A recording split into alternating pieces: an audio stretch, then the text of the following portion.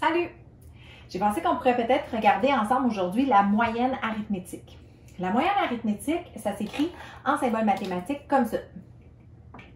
Un X avec une petite barre au-dessus. Cute!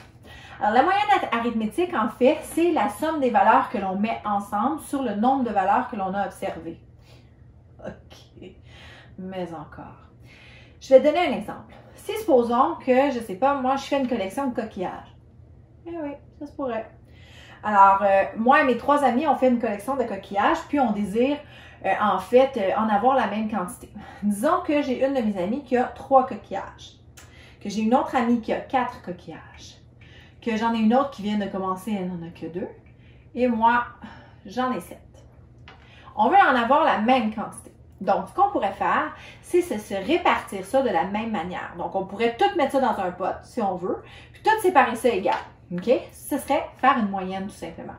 Ou on pourrait faire, eh bien, elle n'en a vraiment pas beaucoup. Je vais en donner un de plus. Elle est maintenant à 3. Ben, moi, j'en ai perdu un. Je suis à 6. On n'est pas encore équivalent.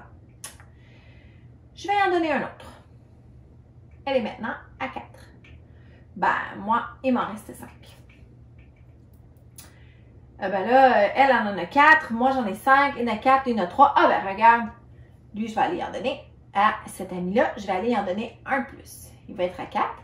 Et moi, je vais en avoir perdu un. Je vais être à 4. Donc, 4, 4, 4, 4. En fait, c'est ça la moyenne. C'est pas un super beau terme, mais c'est comme de dispatcher la même quantité pour que tout le monde ait la même valeur, pour que tous les éléments aient la même valeur. Donc, ce qu'on aurait également pu faire, eh bien, c'est de prendre 3 plus 4, plus 2, plus 7. Et ça nous aurait donné 7, 8, 9, 10, 11, 12, 13, 14, 15, 16. Ça nous aurait donné 16.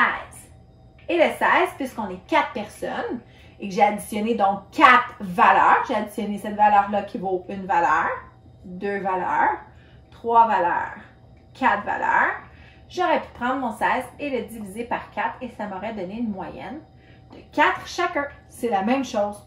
En fait, quand tu vas aller au secondaire, c'est pas mal comme ça que les profs ils calculent tes résultats pour ton bulletin. Mettons, j'ai eu 83 sur 100, j'ai eu 88 sur 100, j'ai eu 70 sur 100, puis boum, je me suis plantée, j'ai eu 40 sur 100.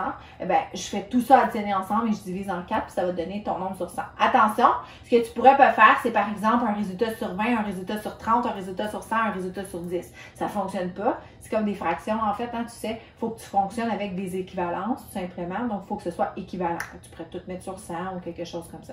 OK?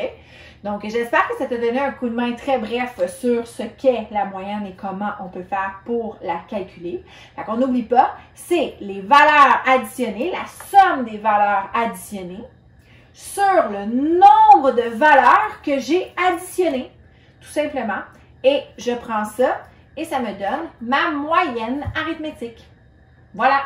Donc, on se voit à une prochaine capsule. Salut!